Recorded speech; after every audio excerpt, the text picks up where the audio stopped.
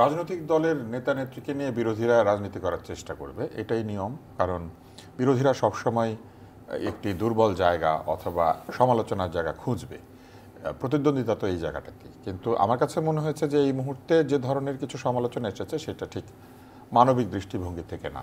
কোনো কোনো সময় আমাদেরকে রাজনীতি ভুলে যেতে হয় এবং কোনো কোনো সময় আমাদেরকে রাজনীতির ঊর্ধ্বে উঠে মানবিকতার জায়গাটিকে মনে রাখতে হয়।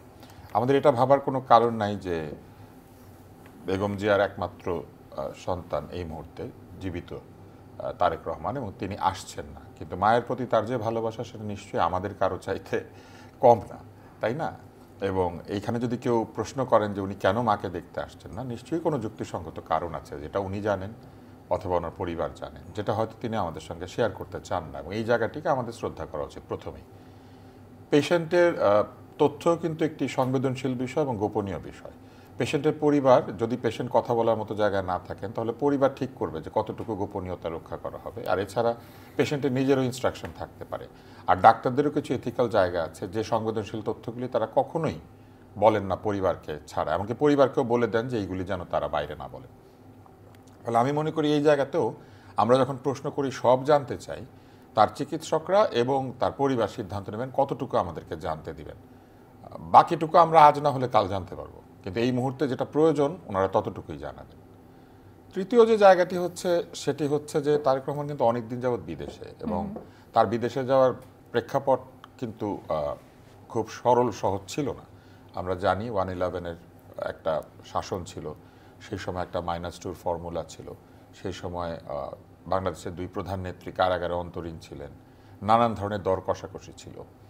ফলে উনি যখন চলে গিয়েছেন এবং তারপরে যে দীর্ঘ সময় তিনি বাইরে আছেন, সেই সময়ে তিনি সেইখানে অনেক ধরনের বিয়োগাত্মক ঘটনা তো ঘটেছে। তার ছোট ভাই মারা গেছেন, আমাদের স্কুলের ছাত্র ছিলেন, আমাদের জুনিয়র, উনি নিজেও আমাদের স্কুলে পড়াশোনা করেছেন।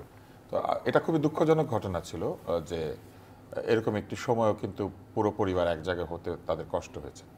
তো সবকিছু মিলিয়ে এখন তিনি আসছেন না। তৃতীয় কারণটি হচ্ছে নিরাপত্তা। আমার কাছে মনে হয় এটা এখন কি -2 এর ফর্মুলাটা আবার একটু মাথাচাড়া দিয়ে উঠেছে। -2 ফর্মুলা মাথাচাড়া দিয়েছে কিনা এটা আমরা বলতে পারবো না, কিন্তু নিরাপত্তার অভাবজনিত যে সমস্যাটি রয়েছে এটা কিন্তু সত্য।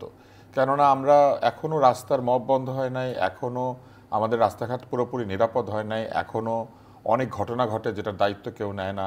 ফলে নিশ্চিতভাবে তার সরকারি নিরাপত্তা থাকলেও আমার ধারণা তার নিজস্ব নিরাপত্তাও থাকতে হবে, এবং সেরকম একটি ঘটনা আমরা দেখেছি যে তার জন্য গাড়ি, অন্যান্য নিরাপত্তা ব্যবস্থা, সেগুলির ব্যবস্থা করছিল তার দল।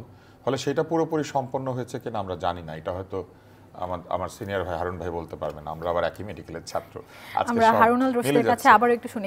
কিন্তু আরেকটা আমি শেষ করে দিই, তো নিরাপত্তা একটা ইস্যু, এর বাইরে কিন্তু রাজনৈতিক দলের ইন্টারনাল অনেক ইস্যু থাকে, যে রাজনৈতিক দল মনে করছে কিনা যে একই সঙ্গে তারা দুইজনই দেশে থাকবেন, অথবা ট্রাভেল পাস নিয়ে তিনি আসবেন বা অন্য কোনোভাবে আসবেন, নাকি তার জন্য পাসপোর্ট ইস্যু করা হবে। এই বিষয়গুলি তো রাজনৈতিক দল এবং তিনি সিদ্ধান্ত নেবেন।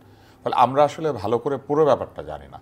ফলে আমি বলবো তার কথাটাই বিশ্বাস করা উচিত যে একজন গুরুত্বপূর্ণ ব্যক্তি হিসেবে তার সব কিছু তিনি নিজের সিদ্ধান্তে করেন না, অনেক কিছু নানান ধরনের রিপোর্টের ভিত্তিতে করেন, গ্রিন সিগন্যালের ভিত্তিতে করেন। ফলে আমি বলবো যে তার অবস্থানটাও কিন্তু খুবই সেন্সিটিভ এখন। আমি বলবো যে তিনি যদি ফিরতে দেরি করেন অথবা আরও পরে ফেরেন, আমাদেরকে আস্থা রাখতে হবে যে তিনি তার সময় অনুযায়ী ফিরছেন।